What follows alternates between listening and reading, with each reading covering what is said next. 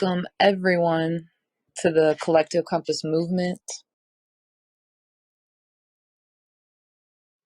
Hey, what's up, you guys? It's Leslie, the founder of the Collective Compass movement, and I'm here on another episode of Biohacked Myths Uncovered. Positive change feels good. When I first started to change my daily habits and change my health and change the direction that I was going in life, for some reason, I thought that making positive change was going to feel good.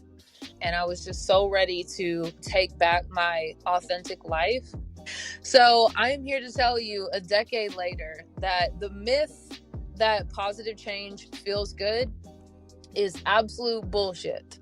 So if you are getting discouraged right now because it's a struggle and you don't know why and you're just trying to do all the things, positive change feels like absolute shit. And that's okay, because when we know what it is, we can take the truth instead of the illusion and we can work with that. So I'm going to share with you guys why positive change actually feels like shit, what part of it is supposed to feel good, and what we can do about it. Definitely subscribe to the Collective Compass movement on YouTube. We have got a really epic team coming together to provide you guys some biohacks to rewire your anxiety and to solve your mental fatigue problems, because making positive change is definitely the goal, but the process to get there can be blindsiding and it might be draining for your energy. So we're going to give you some skills and tools that can help you manage and navigate through that discomfort. So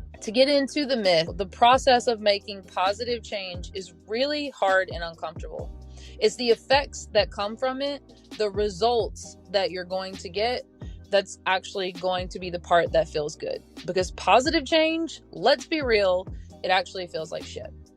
So why does positive change feel like shit? To our mind especially, our brain is wired to conserve energy. So it's literally going to gravitate towards what's easy and comfortable. If your brain is wired to conserve energy, positive change and intentional action and making strategic changes in your life, it's going to actually use more brain energy. So it's really important to understand why you're gravitating towards the easy and comfortable way, because that's how we get on autopilot. So autopilot is just our most easy and comfortable habits that we can fall into. These are our most common actions that we make throughout the day. We are going to have so much energy conserved if we're always on autopilot. Then we can better navigate our way through that. We can have more intentional, strategic action by just increasing awareness. So understand that that actually is going to feel like shit. So I hate that that is the case, but it's how our brain is wired, since it's just going to look for what's easy because it's energy conserving.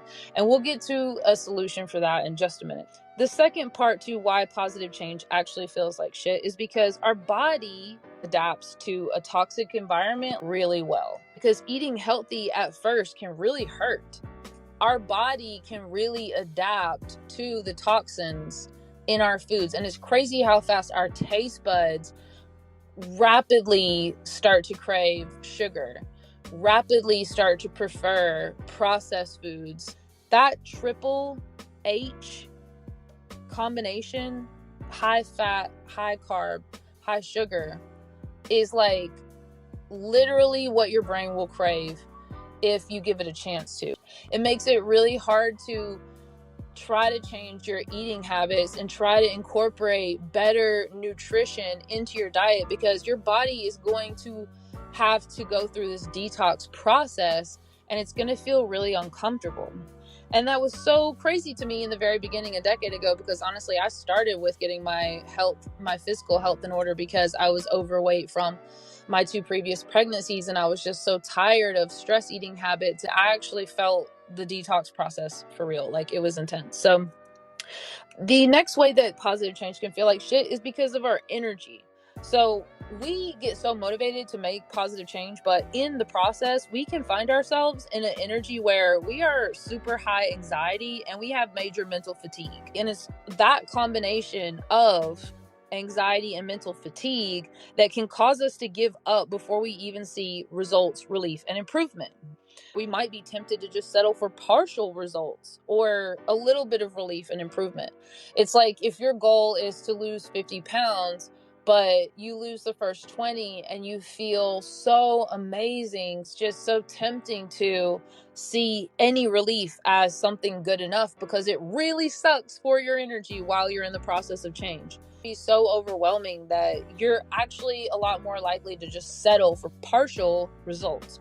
It's also really hard on us emotionally. When we first start looking at areas of our life that we want to make positive changes in, it can actually cause you to have a lot of guilt and shame bubble up, because in order to admit what you need to improve, you also have to acknowledge that you're not where you want to be.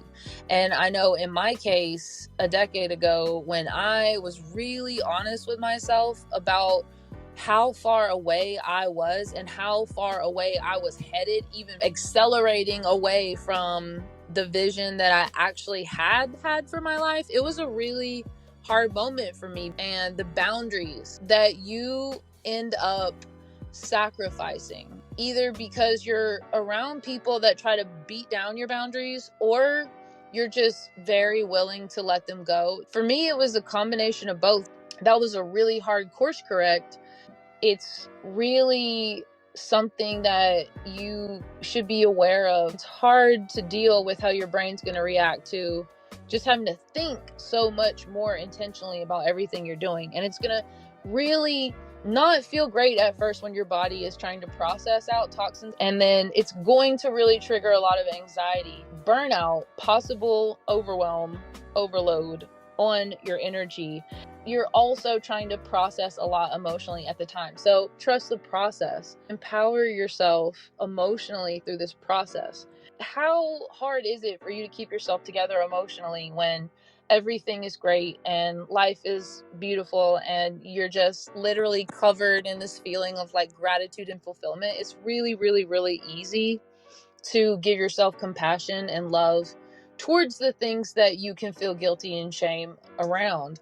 But when your brain is drained of energy, when your body is in the process of physically detoxing, learning to trust the process is so important, because you cannot do everything better overnight. You will really accelerate towards burnout.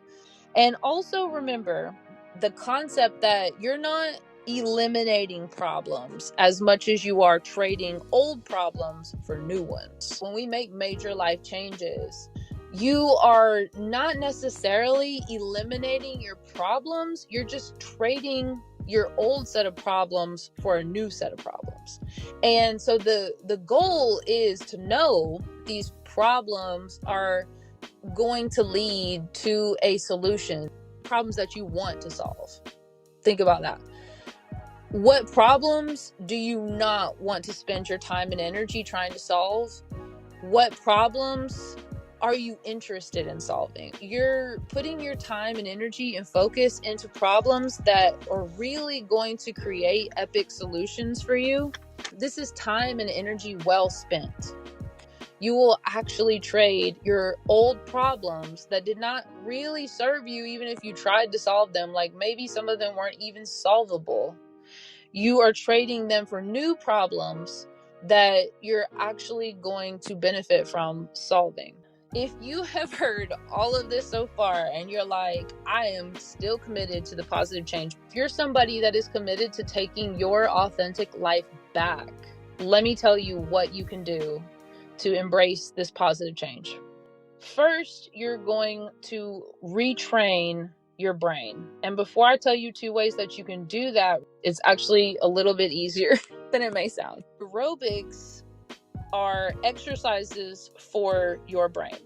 And I'm going to tell you 2 ways that I do this, what I try to intentionally incorporate into every day so that I can retrain my brain to not gravitate towards what's easy and comfortable, so that it will help me be a little bit more prepared for the feeling of positive change. You can use your non-dominant hand to brush your teeth, to eat.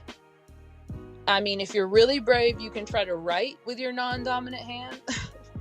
Texting, it can get really hilarious. Yes, it takes longer, and yes, it's actually kind of painful in my hand at times, but it's crazy how it has actually given me mental strength, better focus. I've been able to work longer periods of time without getting tired.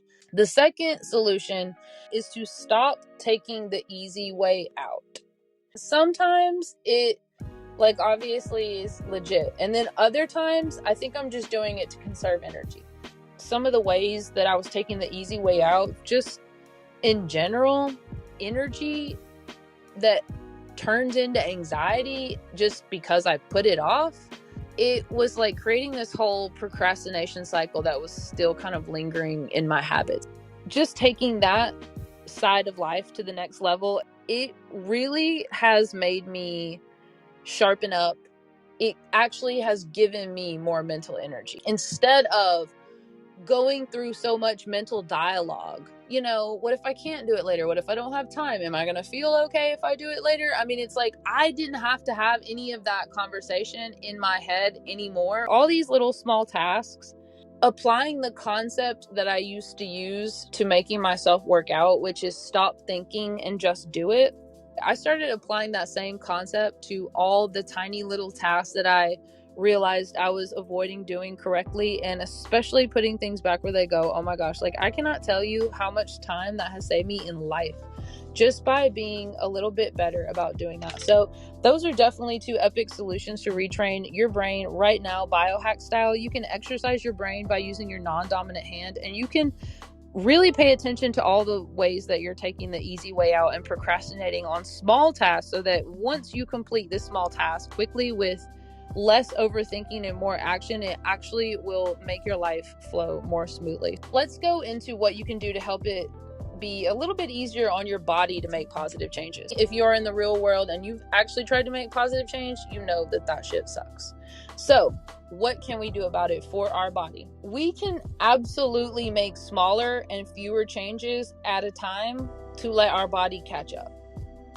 It was very overwhelming for me in 2013 when I had two small children going through the grocery store, and they're pitching an actual fit because we are not buying Lucky Charms anymore. We are not buying this and that. It was a big positive change. It really caused me a lot of anxiety. There is no rule that says that you have to do it all at once. If you are really struggling in your physical body and you want to focus on your nutrition first, let yourself get comfortable with all of that. Detox just effing hurts. Not only are you going to take one small goal at a time, you're going to think about how much physical detox you can handle. We really have to be real with ourselves about what we can handle. So many of us probably have eaten really unsupportively for a very long time. Think about how that impacts your ability to detox. My second tip for you helping your body acclimate to the process of positive change is to stop consuming any fake foods, ingredients, or preservatives. We want our body to be able to also be resilient. We got to be able to tolerate a certain amount of change. So if there's one thing that you can do first and you're really not sure what small change to focus on not eating anything fake. And I really hate that it sounds so simple, because if you live in the United States of America, it's actually pretty complicated to stop eating fake foods or foods with additives and preservatives. Me personally, I experience the most irritated feeling in my body. Like I will have major digestive issues, depression, even a shift in my menstrual cycle. These are the types of things in our foods that are disrupting our immune system. They're irritating the endocrine system, like our hormones, our chemical signals going from our brain to the rest of our body. Like these chemicals are really interfering with our health in a major way. And so if you can go ahead and try to remove anything fake, it takes a big toll on our physical body and it really impacts our health in a negative way. So if you're somebody that's trying to make positive changes and you already know that that shit sucks because you are deep in it now and you're committed, but you're like, woo, this is harder than I thought it would be. I promise you, you're making it 10 times harder on yourself than it has to be, if not way more than that. 3 things that you can avoid literally right now. You can avoid high fructose corn syrup. This is like the crack of sugar. And I do not say that lightly because my heart goes out to everyone that is struggling with any type of dependency. And I mean food related, drug related, substance, anything, because it is so hard to make positive changes. And high fructose corn syrup is one of those ingredients that can be really addictive, and it's found in so many things that it's insane. High fructose corn syrup, you can do your own research. It is really difficult to regulate your eating when you're consuming any product with that ingredient in it. You want to also watch for the ingredient BHA and BHT. You want to avoid artificial food coloring. Red 3, red 40, yellow 5, yellow 6, blue 1, blue 2. These are the most common. Definitely another video that you want to watch. In that video, I go into way more detail about how it is so much easier now, especially when it just comes to product availability and choices of products. So definitely check out that video. Make it easier on your body to endure the process of making positive change. All right, y'all.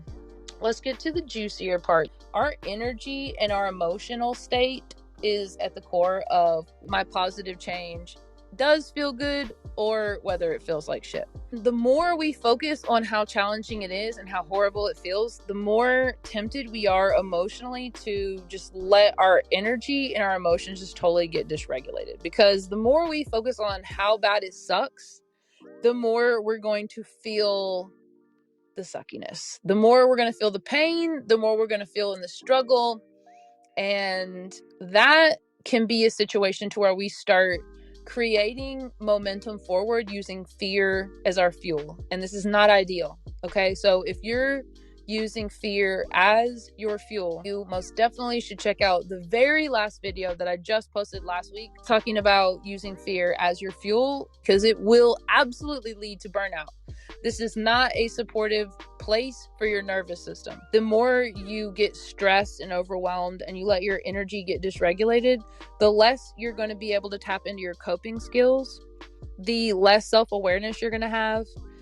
Focus on 2 things to keep your energy and your emotions balanced and in check while you're trying to endure the struggle that comes with making positive change. The first thing, you're going to learn to protect your energy with boundaries.